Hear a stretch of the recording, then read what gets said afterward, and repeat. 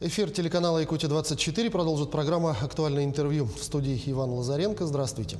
Театр оперы и балета завершает свой 50-й юбилейный сезон эксклюзивной премьерой музыкальной драмы «Калейдоскоп иллюзий». В спектакле задействована постановочная труппа из Казахстана, Беларуси и России. Спектакль будет проходить экспериментально. Театральное действие и всего 40 зрителей на сцене. Сегодня у нас в гостях директор театра, режиссер-постановщик спектакля Сергей Юнганс. Сергей, я вас приветствую. Здравствуйте. Здравствуйте. Завершается 50-й юбилейный сезон. Обстоятельства сезона сложные были, не только у вас, но и у всех отраслей, скорее всего. Все ли спектакли запланированные были отыграны? Все ли сделано, что было запланировано? Юбилейный 50-й театральный сезон нашего театра показал как раз-таки то, что наш коллектив является очень сильным театральным коллективом. И вопреки, несмотря на все эти сложности, несмотря на пандемию, несмотря на определенные ограничения, мы все пришли к финалу. Вот уже 21 мая, вот уже накануне, состоится наша эксклюзивная премьера «Калейдоскоп иллюзий». Это финальный спектакль нашего юбилейного театрального сезона, который для нас очень значим. И все то, что мы сделали, все это было запланировано. И несмотря на все сложности, мы пришли сегодня к завершению этого сезона. И сейчас ставим вот такую жирную точку этой премьерой.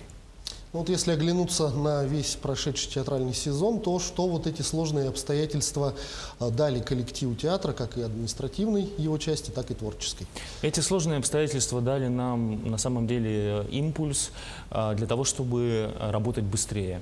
Потому что мы понимали, что в любую секунду нас могут закрыть, в любую секунду могут возникнуть какие-то новые ограничения. И вот эти экстренные, особые обстоятельства дали нам некие дополнительные внутренние ресурсы для того, чтобы мобилизоваться. Наши производственные цеха – это, мне кажется, самые чудесные производственные цеха в театральной России. Наши специалисты придумывают решения проблем, придумывают вакуумное формование, особую отделку костюмов. Потому что театр на самом деле это не здание, театр – это люди, которые его делают. И те люди, которые работают в нашем театре, они настоящие герои, потому что в условиях, когда мы выпускаем широкомасштабные, крупные, большие премьеры каждый месяц, но, несмотря на это, у нас есть определенная логистика, с которой мы простроили, то есть закуп тканей, производство декораций, производство костюмов. Это все делалось заранее, заблаговременно. Но, несмотря на это все, на эти сложности, которые возникают, мы эти премьеры выпускаем в срок, и все идет точно по тому графику, который был задуман. Давайте вернемся к музыкальной драме «Калейдоскоп иллюзий». Вы выступаете в качестве режиссера-постановщика. Это ваша первая работа в таком амплуа именно здесь у нас в Якутском театре? Это моя первая работа как режиссера-постановщика в Якутске. Но это мой 25-й спектакль в жизни. По образованию я режиссер, я ставил в разных театрах России. Но этот спектакль для меня особенно важен, особенно дорог, потому что я выступаю соавтором либретто. К этому спектаклю мы написали либретто вместе с уральским драматургом Ириной Васьковской. Это спектакль не просто о смысле жизни, это спектакль не только о ложных идеалах. Это спектакль о консолидации общества и о нашей родине, о родной земле. И о том, что иногда, не замечая обыденности, мы забываем о том, где мы родились и в чем наше истинное предназначение. Поэтому я отдаю этому спектаклю кусочек себя, кусочек своего сердца, не только как режиссер, но и как автор либретто. И я думаю, что когда искусство делается от сердца, оно и попадает в сердце. Собственно, в этом есть особенность русского театра. В свое время в различных постановках на сцене театра привлекались, я помню, и оркестр выходил, маршировал, и какие-то новые режиссерские ходы. Расскажите, кого привлекали в этой постановке? Дирижер, художник, хореограф, еще, может, кто-то? У нас международная постановочная команда из Казахстана. Это один из балетмейстеров, это художественный руководитель балета театра оперы балета Республики Казахстан имени Абая из Алматы, Гуджан Туткибаева. из Беларуси художник по свету, Иван Антонюк из Белорусского музыкального театра, хореограф Алексей Расторгуев из Перми, из театра балета Евгения Панфилова, режиссер и художник Екатеринбургского театра музыкальной комедии Иван Мальгин, художник по костюмам Елена Чуркова из Екатеринбурга и дирижер-постановщик, главный дирижер Московской оперетты Константин Хватынец. То есть такая большая постановочная команда, и что интересно, что люди из разных республик, из разных городов собираются здесь, в центре Арктики, в Якутске, и на это время Якутск становится центром притяжения культуры, и наш регион может сейчас похвастаться о том, что такие люди, международная постановочная команда работает в Якутске. И я думаю, это замечательный импорт компетенций для наших специалистов, когда у них есть возможность познакомиться и поработать, и как-то перенять опыт от специалистов из других городов и из других стран. Ну, можно, получается, сказать, что, как говорится, собирали всем миром. Да. Спектакль повествует об онлайн-жизни. Что натолкнуло на эту именно тему? Все-таки что-то наболевшее или просто сложившаяся ситуация в стране? Сегодня на самом деле вот тот век цифровизации, клипового мышления, оно было немного вчера, оно меняет нашу жизнь. Я еще помню те времена, когда мы назначали встречи по обычному городскому телефону, ждали по полчаса каких-то встреч, а сегодня мир полностью изменился. Сегодня мы живем в гаджетах, гаджеты стали смыслом нашей жизни, иногда целью нашей жизни. Мы бежим за идеалами, чтобы набрать максимальное количество подписчиков, лайков, собственно, спектакль об этом. Но что произойдет с человеком в тот момент, когда гаджета не станет, в тот момент, когда отрубится интернет и социальные сети рухнут? Вот спектакль об этом. С чем мы останемся, если вдруг в какой-то момент век цифровизации закончится?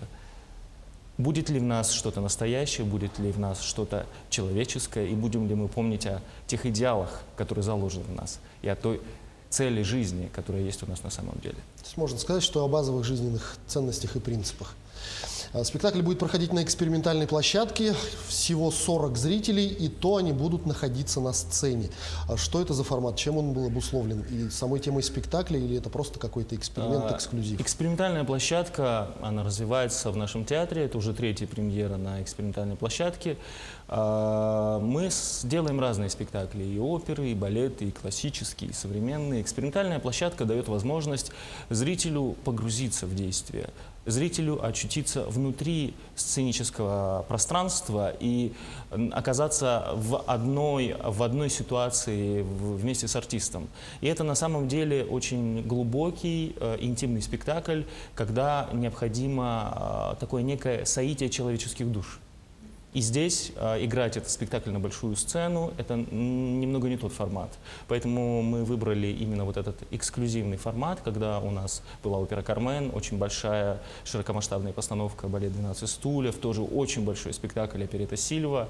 И для того, чтобы репертуарная политика и вообще репертуарная афиша была разная, и для того, чтобы артисты работали в разных плоскостях, а в этом спектакле это такой микс драматического, оперного и балетного искусства по жанру музыкальная драма у жизни в Инстаграм. Здесь как раз-таки необходимо вот это камерное существование и близкое зрителю нахождение и тонкое взаимодействие актера и зрителя.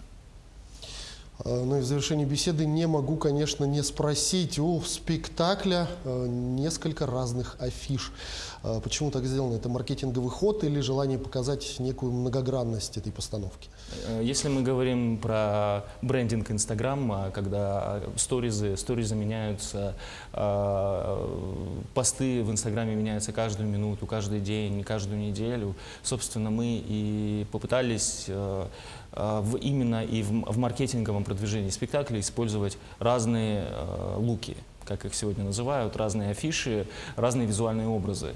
И это сделано именно для того, чтобы подчеркнуть вот эту вот идею спектакля о том, что все переменчиво, все иллюзорно. И, собственно, название «Калейдоскоп иллюзий» — это и калейдоскоп жизненных ситуаций. Действие происходит в 8 абсолютно разных местах действия. Это 8 абсолютно разных новелл, это 128 костюмов, это огромное количество световых переходов. То есть это будет зрелищный, сочный, насыщенный, но и в то же время глубокий музыкальный спектакль, на который мы ждем нашего зрителя. Ну, вот в начале разговора мы с вами подводили итоги юбилейного уходящего уже сезона, но наверняка есть уже какие-то планы на сезон следующий.